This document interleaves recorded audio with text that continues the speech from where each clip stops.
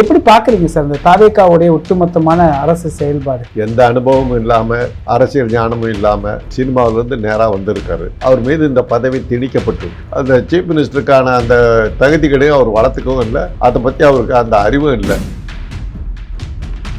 Lockup டெத்தே நடக்கக்கூடாது அப்படின்னு எல்லாம் சொன்னவர் இவர் ஆட்சியில 19 இடத்துல காயம். அவருக்கு குடும்பம் கதறது. ஒரு முதலமைச்சரா ஒரு அறிக்கை கூட வெளியிடல இது வரைக்கும். எப்படி புரிஞ்சுக்கிறது இதெல்லாம்? அமித்ஷா சொன்னப்புறம் தான், அவர் எழுதி கொடுத்தப்புறம் தான் படிப்போம். சுதந்திர போராட்டத்தில் என்ன சொன்னாங்க? அந்த காலத்துல வெள்ளையர்களை வெளியே அனுப்பிவிட்டால் நாட்டில் தேனும் பாலும் பெருகி ஓடும். வெள்ளையர்கள் வெளியே போன கேட்டாங்க திராவிட இயக்கத்துக்காரங்க, தேனும் பாலும் எங்கேயா பெருகி ஓடுது அப்படின்னு கேட்டாங்க. அந்த நேரத்துல சொல்லி மக்களை கவர்றதுக்கு பல கவர்ச்சி விவகாரங்கள் நம்ம சொல்லுவோம். இவர் தானே சார் சொன்னார், லஞ்சம் வாங்க மாட்டோம், வாங்க விட மாட்டோம், இதுக்கு முன்னாடி வாங்கினவங்களையும் விட மாட்டோம் அப்படின்னாரு. இப்ப இவர் ஆட்சியிலேயே இந்த பிரச்சனைகள் எல்லாம் வரும் அப்படி சொல்லிட்டு உடனே தன்னை வச்சு படம் எடுத்த ஆளுக்கு பதவி கொடுத்தாரு.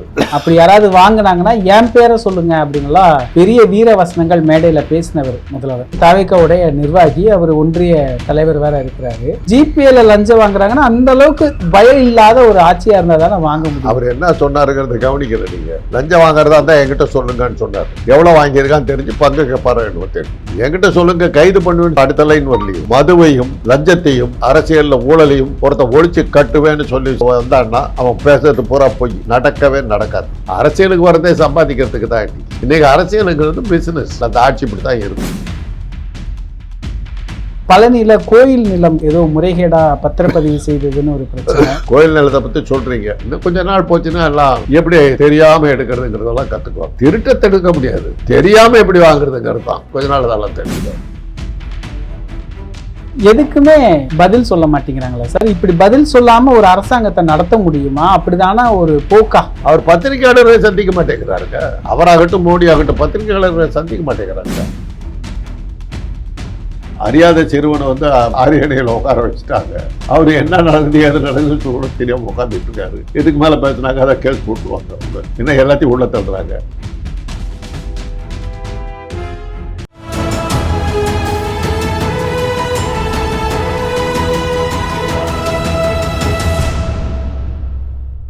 தமிழரம் நேயர்களுக்கு வணக்கம். இன்று நம்மிடையே அரசியல் விமர்சகர் திரு டாக்டர் காந்தராஜ் அவர்கள் இணைந்துள்ளார். சார் வணக்கம் சார்.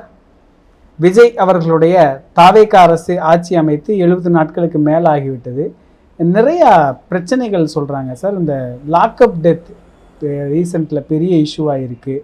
அப்புறம் ஒரு தாவேகா ஊராட்சி மன்ற தலைவர், அவர் ஒரு லஞ்சம் வாங்கினதா ஒரு குற்றச்சாட்டு, கட்சியிலேருந்து நீக்கியிருக்கிறாங்க, அவரை கைதும் பண்ணியிருக்கிறாங்க.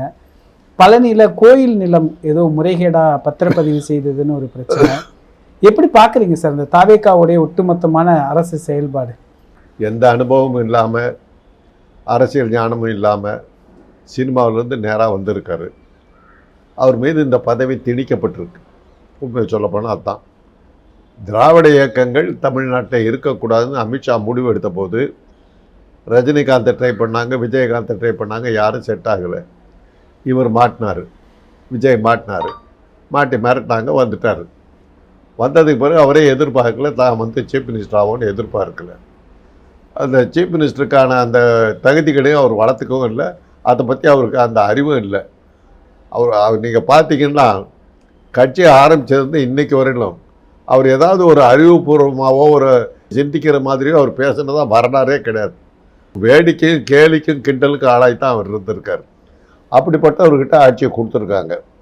இது அமித்ஷாவும் ஞானேஷ்குமார் தேர்தல் ஆணையர் 2 பேரும் சேர்ந்து அவரை கொண்டு உட்கார வச்சுட்டாங்க. தேர்தல் எலெக்ஷனில் அவர் ஜெயிச்சு வந்தாருங்கிறத நான் ஒத்துக்க மாட்டேன்.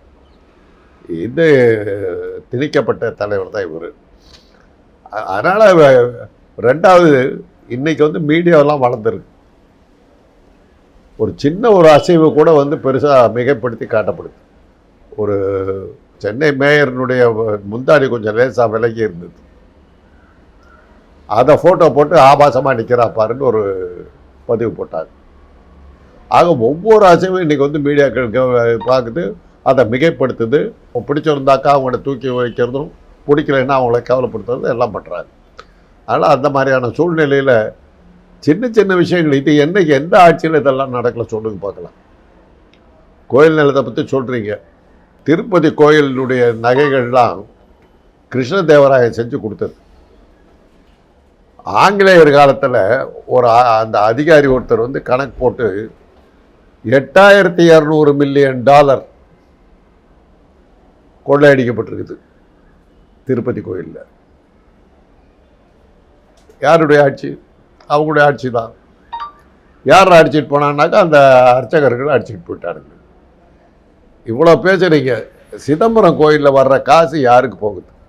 தில்லைவாழந்தனர்னு சொல்லி ஒரு 500 பேர் இருக்காங்க. இந்த 500 பேரும் அந்த அத்தனை படத்தை அடிச்சுக்கிட்டு போகிறாங்க. பக்தர்கள் உண்டியலில் போடுற காசு இவங்களுக்கு சொந்தத்துக்கு போகுது. யார் கேட்குறது? இப்போ இங்கே பாச்சாத்தி இது இப்போ கபாலி கோயில் இருக்குது. கபாலி கோயிலை சுற்றி கடைகள் இருக்குது. அந்த கடைகள் எல்லாம் வருமானம், அந்த வருமானம் எங்கே யாருக்கு போகுது? என்ன ஆகுது? தனிப்பட்டவர்களை விற்றுப்பட்டு தான் சொல்கிறாங்க. அது என்ன ஒரு இதுனாக்கா பார்சாதி கோயில் இருக்குது இல்லையா, அந்த தப்பை கொடுத்த ஒரு ஆள் ஆக்கிரமிச்சுட்டான். அப்போ வைஜெயந்தி மாலா வந்து தென்சென்னை எம்பியாக இருந்தாங்க. அந்தம்மா அதான் ஐயங்கார் இல்லையா, ஆழ்வார். அதனால் ஏதோ போராடி அந்த இதை மீட்டு எடுத்தாங்க. அது மாதிரி கோயில் நிலங்கள் வந்து கொண்டடிக்கிறதுங்கிறது சர்வசாதாரணமாக எப்போவுமே நடக்கிறது. அந்த காலத்துலேயும் சொல்லியிருக்காங்க, சிவன் சொத்து கோலநாசம் அப்படிம்பாங்க. அது இதெல்லாம் எப்போவுமே உண்டு. நீங்கள் அதாவது இன்றைக்கி இந்த மீடியாக்கள் ரொம்ப அதிகமாகிட்டதுனால ஒவ்வொரு நொடிக்கும் இப்போ ஒரு நியூஸ் பார்க்கணுன்னாக்கா நம்ம வந்து சேனலில் இருந்த காலத்தில் 8 மணிக்கு நியூஸ் வரோடு வெயிட் பண்ணி தான் ஆகணும். அது ஒன்றும் என்ன நடந்தது தெரியாது. ரேடியோவில் வேணால் அதான் கேட்டு தெரிஞ்சுக்கலாம். இன்றைக்கி அப்படி இல்லை. இப்போ நடக்கிறது இப்போ நீங்கள் ரெக்கார்ட் பண்ணி உடனே பதிவு பண்ணிடுறீங்க. அந்த அளவுக்கு மீடியா வளர்ந்துருக்கிற சூழ்நிலையில் இது போன்ற தவறுகள்லாம் மிகப்படுத்தி காட்டப்படுகிறது. இதை இன்னும் கொஞ்ச நாள் போச்சுன்னா எல்லாம் எப்படி தெரியாமல் எடுக்கிறதுங்கிறதெல்லாம் கற்றுக்குவாங்க. திருட்டை தடுக்க முடியாது, ஊழலை நிறுத்த முடியாது, லஞ்சம் வாங்கிறத நிறுத்த முடியாது, தெரியாமல் எப்படி வாங்குறதுங்கிறது தான். அதை அவங்க கற்றுக்குவாங்க. கொஞ்ச நாள் ஆகும், கொஞ்ச நாள் அதெல்லாம் தெரிஞ்சுக்குவாங்க. ஆனால் இவர் தானே சார் சொன்னார், லஞ்சம் வாங்க மாட்டோம், வாங்க விட மாட்டோம், இதுக்கு முன்னாடி வாங்கினவங்களையும் விட மாட்டோம் அப்படின்னாரு. இப்போ இவர் ஆட்சியிலேயே இந்த பிரச்சனைகள் எல்லாம் வரும் அப்படி சொல்லிட்டு உடனே தன்னை வச்சு படம் எடுத்த ஆளுக்கு பதவி கொடுத்தாரு. எழுதி கொடுத்ததை படிக்கிறாருங்க, அதுக்கு அர்த்தம் தெரிஞ்சு படித்தாரா என்னன்னு யாருக்கு தெரியும். எழுதி கொடுத்தா அப்படியே படிச்சுட்டாரு. லஞ்சம் கமல் கட்சி ஆரம்பித்த போது இதே தான் சொன்னார். லஞ்சம் ஊழலெல்லாம் ஒழித்து கட்டுவேன், என் கட்சிக்காரர்கள் நேர்மையாக நடப்பார்கள்னாரு. அப்போ ஒரு சேட்டலைட் சேனலில் பேசும்போது என்னை கேட்டாங்க, கமல் இப்படி சொல்லியிருக்காரு, கட்சியில் ஒரு பயம் வந்து சேர மாட்டான்னு. அரசியலுக்கு வரதே சம்பாதிக்கிறதுக்கு தான் இன்றைக்கி.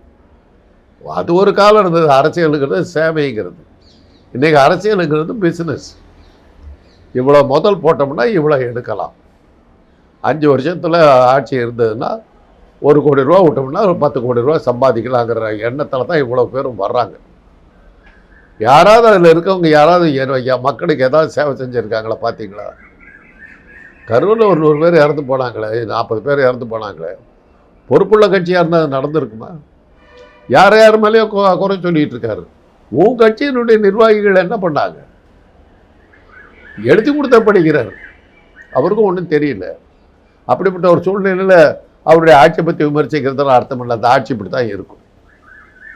இது நம் மீது திணிக்கப்பட்டது. அமித்ஷாவாலும் ஞானேஷ்குமாராலும் நம் மீது திணிக்கப்பட்ட ஆட்சி. அதில் நம்ம குறை காட்டுறதுல அர்த்தம் இல்லை. இதில் இப்போது தேர்தலுக்கு முன்னாடி கடந்த ஆட்சியில் ஒரு லாக்அப் மரணம், அது பெரிய அளவில் பேசப்பட்டது. இவர் போய் நேரடியாக பார்த்தாரு, உதவி செய்தார். சென்னை திரும்ப அவர் தலைமையில் ஒரு ஆர்ப்பாட்டமெல்லாம் நடத்தினார். இனிமேல் லாக்அப் டெத்தே நடக்கக்கூடாது அப்படின்னலாம் சொன்னவர். இவர் ஆட்சியில் 19 இடத்துல காயம் அவருக்கு. அவர் ஒரு மாற்றுத்திறனாளி. அவர் கை எந்த இடத்துல அவருக்கு குறைபாடு இருக்குதோ அந்த இடத்துல கையை 3 இடத்துல உடைச்சிருக்கிறாங்க. குடும்பம் கதறுது. ஒரு முதலமைச்சராக ஒரு அறிக்கை கூட வெளியிடலை. இது வரைக்கும் நம்ம பேசிகிட்டு இருக்கிற வரைக்கும் ஒரு அறிக்கை வெளியிடலை. எப்படி புரிஞ்சுக்கிறது இதெல்லாம்? இன்னும் சொல்லலை. அமித்ஷா சொன்னப்புறம் தான், அவர் எழுதி கொடுத்தப்புறம் தான் படிப்பார். அவருக்கு என்ன தெரியும்? இப்போ நீங்கள் சொல்கிறதெல்லாம் அவருக்கும் என்னாட்டமே செய்தியாக தான் இருக்கும். அவருக்கு எதாவது நாட்டு நடப்பு தெரியுதா என்னங்கிறதே நமக்கு தெரியலையே. டெல்லிக்கு போகிறாரு, 3 தடவை போனார். 3 தடவை அமித்ஷாவை பார்க்க முடியலையே அவரால். ஸோ அமித்ஷா இவர் சட்டம் பண்ணுறதில்லை. திராவிட இயக்கங்கள் வரக்கூடாதுன்னு சொல்லி 2 திராவிட இயக்கத்தையும் தோக்கடிச்சிட்டாரு. அதில் அவர் வெற்றி அடைஞ்சிட்டார். விளைவு நம்ம வந்து இந்த மாதிரி ஒரு கட்சிக்கிட்ட நம்ம மாட்டிக்கிட்டோம். இது வந்து எல்லாரும் சொல்கிறது தான். நம்ம நான் வெள்ளைக்காரமாக இருந்தபோது சுதந்திர போராட்டத்தில் என்ன சொன்னாங்க, அந்த காலத்தில் வெள்ளையர்களை வெளியே அனுப்பிவிட்டால் நாட்டில் தேனும் பாலும் பெருகி ஓடும்னாங்க. அதுதான் அவன் சொன்னது. வெள்ளையர்கள் வெளியே போனவுடனே கேட்டாங்க திராவிட இயக்கத்துக்காரங்க, தேனும் பாலும் எங்கேயா பெருகி ஓடுது அப்படின்னு கேட்டாங்க. அதெல்லாம் அந்த நேரத்தில் வந்து சொல்லி மக்களை கவர்றதுக்கு பல கவர்ச்சி விவகாரங்கள் நம்ம சொல்லுவோம். என்ன கேட்டால் ஸ்டாலின் செஞ்ச பல நல்ல திட்டங்களை கெடுக்காமல் இருந்தால் போதுங்கிறது தான் இவங்ககிட்ட நம்ம எதிர்பார்க்குறது. அதையே கெடுத்துருவாங்க போடுறது. பெண்களுக்கு பணம் போகிறதில்லன்றாங்க. நான் ஒரு கல்லூரியில் வேலை பார்க்குறேன். அந்த பெண்கள்லாம் சொல்கிறாங்க அந்த 1000 ரூபாயெல்லாம் போயிடுச்சு சார் அப்படின்றாங்க. கிளீனாக சொல்கிறாங்க 1000 ரூபா மாதம் கொடுத்துக்கிட்டு எல்லாம் நிறுத்திவிட்டாங்களா, என்ன பண்ண முடியும்? பட் இதெல்லாம் வந்து என்ன என்னுடைய இதை கேட்டிங்கன்னாக்கா, இலவசங்களுக்கு மக்களை இது பண்ணாதீங்க, பழக்கப்படுத்தாதீங்க. இந்தியாவிலேயே இலவசங்களுக்கு அலைகிற ஒரு மாநிலம் இருக்குதுன்னா அது தமிழ்நாடு ஒன்று தான். வேறு எங்கேயுமே இது கிடையாது. இப்போ சத்துணவு போடுறீங்க, அது ஒரு நல்ல திட்டமாக இருந்தால் இந்தியாவில் இருக்கிற அத்தனை மாநிலமும் அதை கடைப்பிடிச்சிருக்கும். இல்லை, தமிழ்நாட்டை தவிர வேறு எங்கேயாவது சத்துணவு போடுறாங்களா பார்த்தீங்களா? கிடையாது. என்ன காரணம் தெரியுமா? மற்ற நம்ம தமிழ்நாட்டில் மாத்திரம்தான் நல்லா படி வேலை கிடைக்கும். என்றைக்குமே தான் பொண்ணையை பார்த்து கொஞ்சம் ஒழுங்காக இது பண்ணிட்டாக்கா ஒரு பெரிய தொழிலதிபராகி வேலை கொடுக்குற மாதிரி வரணுன்ட்டான்னு நம்ம சொல்கிறதே கிடையாது. நல்லா படி வேலை கிடைக்கும், எவங்கிட்ட அடிமையாக இருப்பேன். இது நான் 1000வது தடவையாக சொல்கிறேன். என்னுடைய மகன் அவன் வகுப்பு தோழர்கள்லாம் அங்கே குஜராத்தை சேர்ந்தவர்கள் 4 பேர் இருந்தாங்க. +2 முடித்தாங்க. முடித்த உடனே என் பையனை வந்து மேற்படிப்பு அதாவது கிராஜுவேட் படிக்கிறதுக்காக பிகாம் சேர்த்துறதுக்கு தயார் பண்ணிக்கிட்டு இருக்கேன். அந்த குஜராத்தி மாணவனுடைய அப்பா வந்தார், என் ஃப்ரெண்டு. என்ன பண்ணிகிட்டு இருக்கேன்னாரு. பையனை வந்து பிகாமில் போகல, அவன் தான் +2 முடிச்சுட்டா, அவனுக்கு இங்கிலீஷ் தெரிஞ்சு இன்னும் என்னத்துக்கிட்ட படிக்க வச்சுக்கிட்டு இருக்கேன் அப்படி. ஏன்னா ஒரு டிகிரியாவது வேணாமான்னு. டிகிரி வச்சுட்டு என்ன பண்ண போகிறான்? ஏதாவது ஒரு தொழில் ஆரம்பிட்டா அப்படின்னு. அப்படி அவனுடைய பையனை ஒரு கண்ணாடி கடையை வச்சான். அவன் 10 கண்ணாடி கடை வச்சுக்கிட்டு பெரிய முதலாளியாக உட்காந்துருக்கான். என் பையன் ஒரு எங்கேயோ போய் வேலை பார்த்துட்டு இருக்கான். அவங்களுக்கு நமக்கு இருக்கிற வித்தியாசம் அதுதான். படிப்பு ஒரு துணையாக தான் வச்சுக்கிறாங்களே ஒழிய படிப்பையும் ஒரு காலாக யூஸ் பண்ணல, ஊன்றுகோலை தான் யூஸ் பண்ணுறாங்க. அதனால தான் இந்த மாதிரி இலவசங்களுக்கு நம்ம பழக்கி விட்டோம். இதெல்லாம் வந்து பல விஷயங்கள் வந்து தமிழ்நாட்டை தவிர வேறு எங்கேயுமே கிடையாது. இடஒதுக்கீடு அதே மாதிரி தான். ஏன்னா அவங்க அந்த மற்ற ஸ்டேட்டில் எல்லாம் இடஒதுக்கீடு கேட்குறதே இல்லை. இவ்வளோ படிச்சிருக்காங்க போதும், படிப்பை வச்சுக்கிட்டு ஒன்றும் பண்ண முடியாது. கம்யூனிகேஷனுக்கு தொடர்புக்கு மொழி இருந்தால் போதும், அவ்வளோதான் அவங்க படிக்க வைக்கிறாங்க. மருத்துவக் கல்லூரிகள்லாம் திறந்துருக்காங்க, இன்ஜினியரிங் காலேஜ் தான் திறந்துருக்காங்க. தமிழ்நாட்டிலையும் தென்னாட்டிலையும் இருக்கிற அளவுக்கு அதுக்கு டிமாண்டு மற்ற மாநிலங்களில் இல்லை. இதெல்லாம் நீங்கள் பார்க்கும்போது கல்விக்கு ஒரு அளவு தான் ஊன்றுகோலாக பயன்படுத்தலாமே ஒழிய அதே கால உறுப்பாக வச்சுக்கிட்டு நம்ம போயிட்டுருக்க முடியாது. இதெல்லாம் வந்து நம்ம வந்து இன்றைக்கி நம்ம சொல்லணும். அதனால் இப்போ இந்த ஆட்சியை பற்றி நம்ம வந்து விமர்சிக்கிறதுலாம் அர்த்தமே இல்லை. அறியாத சிறுவனை வந்து அரியணையில் உட்கார வச்சுட்டாங்க. அவர் என்ன நடக்குது எது நடக்குது சுற்றி என்ன நடக்குது கூட தெரியாமல் உட்காந்துட்டு இருக்காரு. இதுக்கு மேலே பேசினாக்க அதை கேஸ் போட்டுருவாங்க. அவங்க என்ன எல்லாத்தையும் உள்ள தள்ளுறாங்க. லாக்அப் டெத்துங்கிறது வந்து காலாகாலம் நடக்கிறது தான். காங்கிரஸ் ஆட்சி காலத்தில், காமராஜர் ஆட்சி காலம், அரிசி திமுக ஆட்சிக்கு வந்ததுக்கு காரணம் அரிசி பஞ்சம் தான். அவங்க ஆட்சி காலத்தில் ரேஷன் கடையில் அரிசி ஸ்டாக் இல்லைன்னு போர்டு கண்ணால் பார்த்தது. பக்கத்துலேயே அவங்க அந்த ரேஷன் கடைக்கு பக்கத்துலேயே பிளாட்ஃபார்மில் அரிசியை கொட்டி விற்றுக்கிட்டு இருக்கான். அதான் அன்றைக்கி வந்த மெயிலுங்கிற ஒரு தினசரி பத்திரிக்கையில் ஃபோட்டோ போட்டாங்க. அரிசி இருக்குது, அதிகாரிகள் அயோக்கியத்தனம் பண்ணுறான் அப்படின்னு. அன்றைக்கி இருந்த ஆட்சியாளர் அதை பற்றி கவலைப்பட்டுக்கவே இல்லை. அப்போ தான் அண்ணா அழகான ஒரு இது அடித்தார், ரூபாய்க்கு 3 படி அரிசின்னார். அப்படியே ஓட்டு விழுந்து 67 ஆட்சிக்கு வந்துட்டார். 3 படி போட முடியாதுன்னு அத்தனை பேரும் சொன்னாங்க. முடியவே முடியாது, பொருளாதார ரீதியாக கஷ்டம் அப்படின்னாங்க. உடனே என்ன பண்ணார், ஒரு படி போட்டார். அதுக்கு உடனே அண்ணா தான் பேசுறதுக்கு கேட்கணுமா, 3 படி லட்சியம் 1 படி நிச்சயம்ட்டார். ஆனால் மக்கள் அதையே ஏற்றுக்கிட்டாங்க. ஏன்னா அது கூட கிடைக்காம நம்ம தடுப்போம். அதனால் அப்போ மக்களுக்கு என்ன செய்யணும் ஏது செய்யணுங்கிறது வந்து அதிகாரிகள் கை காட்டினாலுடைய அதிகார வர்க்கத்தை அரசியல்வாதிகள் கட்டுப்படுத்துறது தான் ஜனநாயகம். இவங்க கட்சிக்கு அது தெரியலைன்னா எல்லாம் சினிமாவில் டிக்கெட் விற்றுக்கிட்டு இருந்தோம், அவன் லாட்ரி டிக்கெட் விற்றுவன், இவனை எல்லாம் கூப்பிட்டு மந்திரியாக உட்கார வச்சுக்கிட்டான். அவனுக்கு என்ன தெரியும்? இப்படி தான் இருக்கும். இதில் இவர் சொன்னது என்னன்னா, தூய ஆட்சி, என் ஆட்சியில் யாருமே எதுவுமே பண்ண மாட்டாங்க, வெளிப்படையான ஆட்சி அப்படின்னுலாம் சொல்கிறாங்க. அப்படி இருந்தால் என்ன ஆகும்? இதில் வேற லஞ்சம் வாங்கறதுக்கு பயப்படுறாங்க. அப்படி யாராவது வாங்கினாங்கன்னா என் பேரை சொல்லுங்க அப்படின்னுலாம் பெரிய வீர வசனங்கள் மேடையில் பேசினவர் முதல்வர். ஆனால் ஜிபேல லஞ்சம் வாங்கியிருக்கிறாரு சார். அவர் தாவேக்காவுடைய நிர்வாகி, அவர் ஒன்றிய தலைவர் வேற இருக்கிறாரு. ஜிபேல லஞ்சம் வாங்குறாங்கன்னா அந்த அளவுக்கு பயம் இல்லாத ஒரு ஆட்சியாக இருந்தால் தானே வாங்க முடியும். அவர் என்ன சொன்னாருங்கிறத கவனிக்கல நீங்கள். லஞ்சம் வாங்குறதா இருந்தால் என்கிட்ட சொல்லுங்கன்னு சொன்னார். எவ்வளோ வாங்கியிருக்கான்னு தெரிஞ்சு பங்கு கேட்பாரோ என்னவோ தெரியல. என்கிட்ட சொல்லுங்க, கைது பண்ணுவேன்னு அடுத்த லைன் வரலையே, என்கிட்ட சொல்லுங்கன்னு தான் சொன்னார். நான் தான் சொல்கிறேங்க, மதுவையும் லஞ்சத்தையும் அரசியலில் ஊழலையும் ஒருத்தன் ஒழிச்சு கட்டுவேன்னு சொல்லி சத்தியம் வந்தான்னா அவன் பேசுறது பூரா பொய், நடக்கவே நடக்காது. காலாகாலமாக இருக்கிறதுங்க. இன்னைக்கு நேரத்தான் நடக்குது.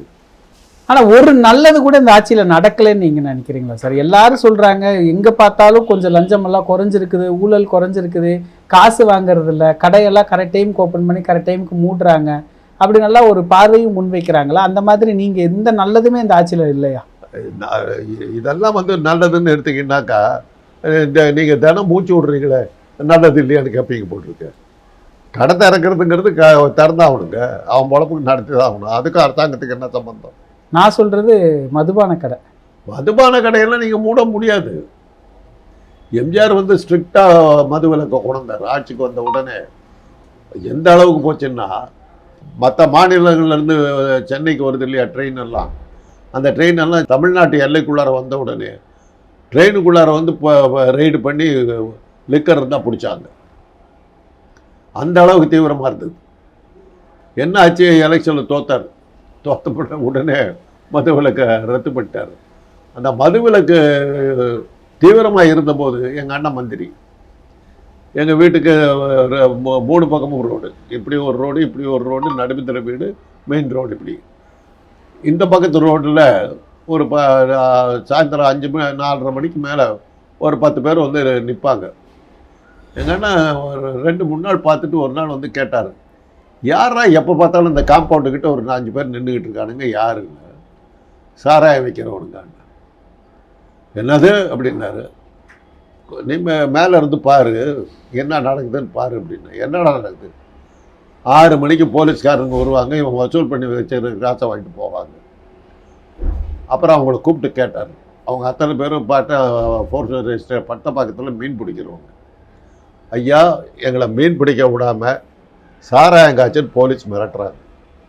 இப்போ நாங்கள் அதை தான் செஞ்சுக்கிட்டு இருக்கோம். இதை போய் அப்படியே எம்ஜிஆர்கிட்ட சொன்னார். நீங்கள் மது விலக்கை தீவிரமாக கொண்டு வந்தனுடைய விளைவு, மீன் பிடிச்சிக்கிட்டு இருந்தவனை சாராயம் காய்ச்சி வச்சு விட்டாரு, கள்ளச்சாராயம். நீங்கள் மது விலக்கை தீவிரமாக கொண்டு வந்தீங்கன்னா கள்ளச்சாராயம் ஜாஸ்தியாகும். உங்களுக்கு வருமானமும் போது மதுவையும் நீங்கள் நிறுத்த முடியாது. அடுத்த கேள்வி, மறுபடியும் இதே கேள்வி, இன்னொரு கேள்வி கேட்குறேன். தமிழ்நாட்டை தவிர வேறு எங்கேயாவது மது விலக்கு கொண்டு வந்து போராட்டம் நடக்குதா பார்த்தீங்களா? விழுப்புரத்தில் போராட்டம் நடத்துவான், பாண்டிச்சேரியில் குடிச்சுவிட்டு இங்கே விழுப்புரத்தில் கடையை மூடும்பான், திருப்பதியில் குடிச்சுவிட்டு திருத்தணியில் கடையை மூடும்பான், பாலக்காட்டில் குடிச்சுவிட்டு கோயம்புத்தூரில் கடையை மூடும்பான். இது தமிழ்நாட்டை தவிர வேறு எங்கேயாவது மது விலக்கு கொண்டு வந்து போராட்டம் நடக்குதா பார்த்தீங்களா? எல்லாரும் சம்பாரிச்சுக்கிட்டு இருக்கான்.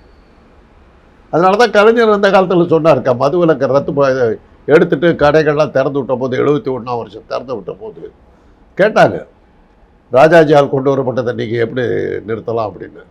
அப்போ என்ன சொன்னார், எரிகிற நெருப்பு வளையத்தின் மத்தியில் எரியாத கற்பூரமாக எத்தனை நாள் இருப்பதுன்னார். நான் கற்பூரம் மாதிரி இருக்கிறேன், என்னை சுற்றி நெருப்பு எதிர்பற்றிக்கிட்டு இருக்கு. எத்தனை நாள் இந்த கற்பூரம் எரியா போகும்?